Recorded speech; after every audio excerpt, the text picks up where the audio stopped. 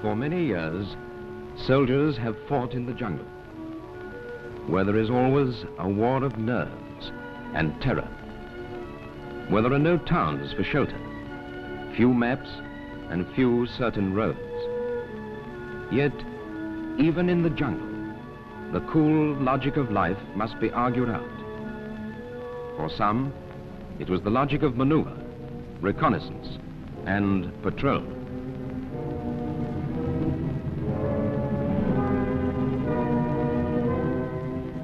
There were 8 of us on this job, all Marines, you know. There was Smudge. Looked a lot different in the jungle to what he did when he used to be traveling in calendars and greeting cards. And Darky, the left-handed bloke. Wonderful shot he was too. There was Paddy with his beard and his Bren gun. And Butch, been in the mob years. Then Spot came along. Of course, I was in charge of the outfit, and Knocker was second in command. I had a bit of an argument with him about where we were going to leave the track. The jungle's mostly like the sea, no landmarks, you know. Reminds me, I'd forgotten to mention young Denny.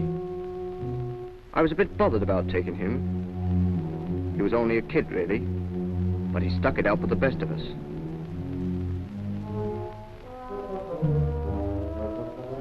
It must have been after midday when we dived into the undergrowth. I reckon we'd better do a mile before we made bivvy for the night. A mile's about 4 hours hard going. It's like trying to fight your way through a barbed wire entanglement in a steam laundry. Something horrible, like nothing you've ever been through before, and hope never will again. You've got to watch out you don't get separated from the others. You could get lost in 5 seconds. And if you drag behind, you're likely to find yourself slightly dead. It turned out we had not gone astray, so I decided we'd better think of keeping down for the night. I didn't like the pool that was nearby. Too many crocodiles and mozzies. So we moved on a little bit and got fixed up a treat. Even organized a fire to brew a drop of char. There's a trick way of doing it, you know, so the smoke travels up a tree trunk and doesn't blow around.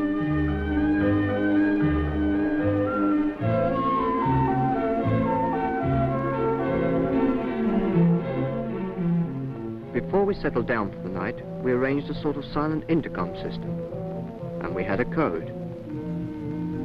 Different number of tugs meant different things. Lengths of jungle vine tied to our ankles. If the sentry saw anything suspicious, a good pull, and you'd be awake without a word being said. Of course, it didn't do to pull too hard. Paddy had me over like that once. What I said was nobody's business. And did we learn to hide ourselves away in that jungle?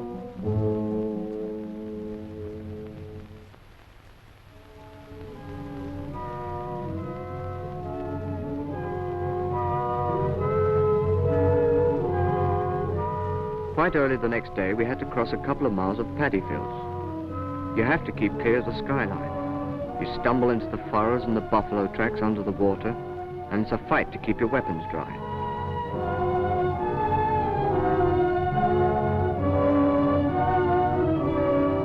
Of course, we collected a ruddy herd of leeches. They work their way all over you. Amongst your clothes, inside your boots, down your neck. Nothing keeps them out. And it's a startler when you see the amount of blood they suck out of you.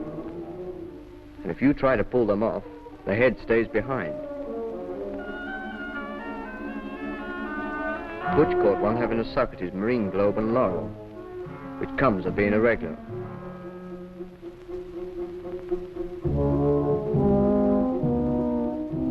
We had given a lot for a long rest, but we had to get cracking again, and on we plodded.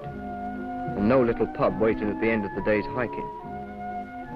I knew there should be a village nearby, so me and Knocker had another little conference and decided to split into 2 parties to do a recce from different sides. It looked the ordinary little jungle village, tucked away on its own, with Jap a million miles away. But I couldn't be certain. We were pretty done up and needed a proper meal. But often Jap had blokes posted in places like this. I watched for a long time, and it was hard to decide. In the end, I was fairly certain there were no Japs about, so I thought I'd chance it. The bloke was a bit shaken when he looked down and saw me standing there. With the odd words of the lingo I'd picked up, and lots of sign language, I tried to explain that I wanted him to rustle up some grub for 8 men.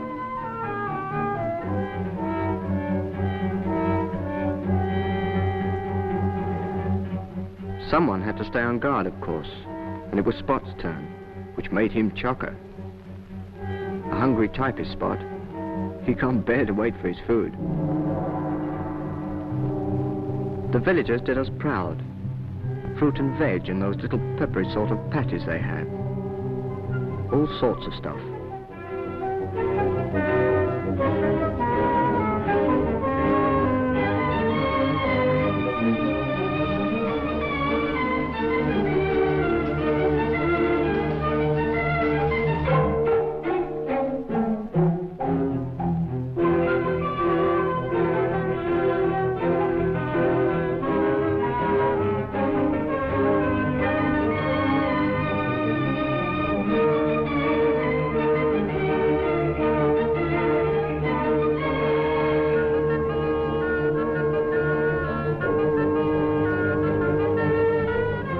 The headman posted sentries and kept watch for us himself, and I was able to get a good sleep with nothing to worry about. I'll always remember that evening and that village, meeting friendliness where you expected to find only enemies.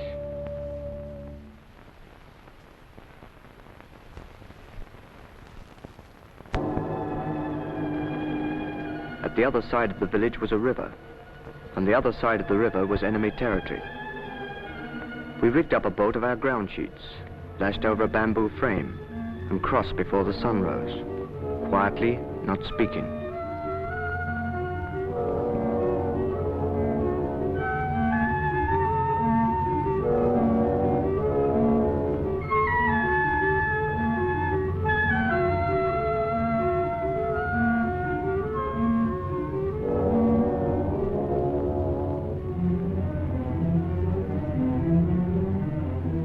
It was the same hard going as on the other side, but now there were other things to think of than the hard going. Before, there'd always been a chance of a Jap patrol. We'd always been on the alert, but now we were on their own ground.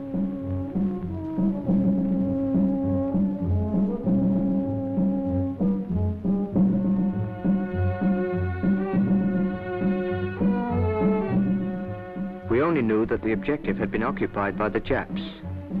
We didn't know the lie of the land, or what forces were in possession.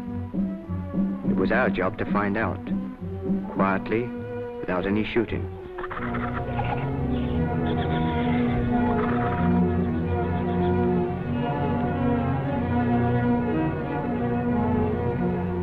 It wasn't until after midday that we met our first sign of the enemy.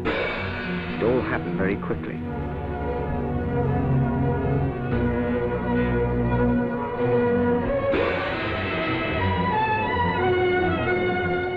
We went right after him, though it was almost hopeless in that undergrowth.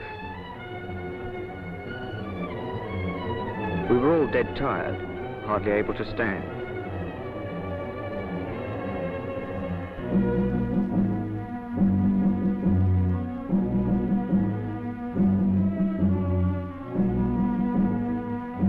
We'd almost reached our objective now, and we had to be in good shape for the last lap.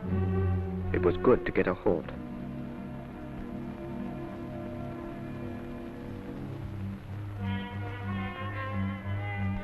When we first sighted the objective, they were burning the undergrowth in front of the village. We settled down to watch, and the information we wanted was all there, easy to see.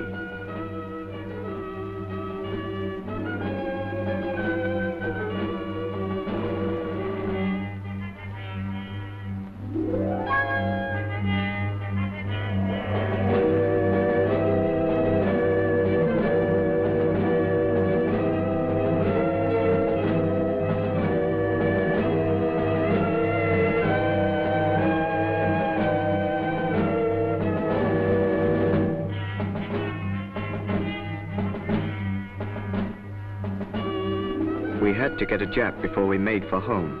for the sake of his papers. But it couldn't be a shooting job. So Knocker and the rest made a trap. A nasty contraption of spikes and bent bamboo, worked by a tripwire. We fixed it across a path that we'd seen them using.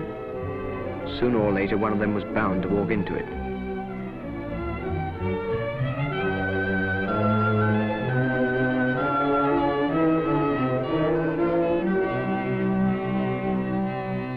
Usually you get away without trouble at times like this, but there's always the chance of having to fight your way out.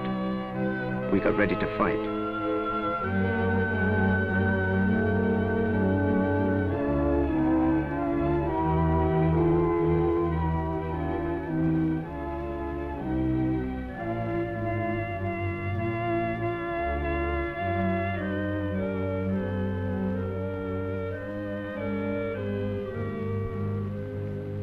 It would soon be night, and there was nothing for us to do except to stay still and quiet and wait.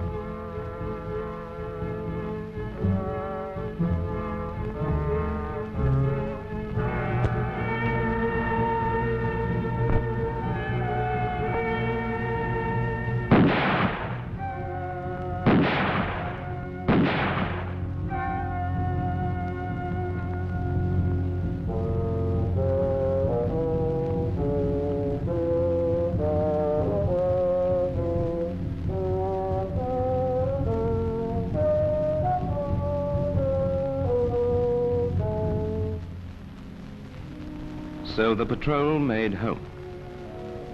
But there are others who will always remain in the jungle. The soldiers who are coming back will find a world of peace, but a world where the cool logic of life must still be argued out. A world with very few maps and few certain roads. They will remember how evil can be beaten in its own surroundings by men who kept calm and kept together.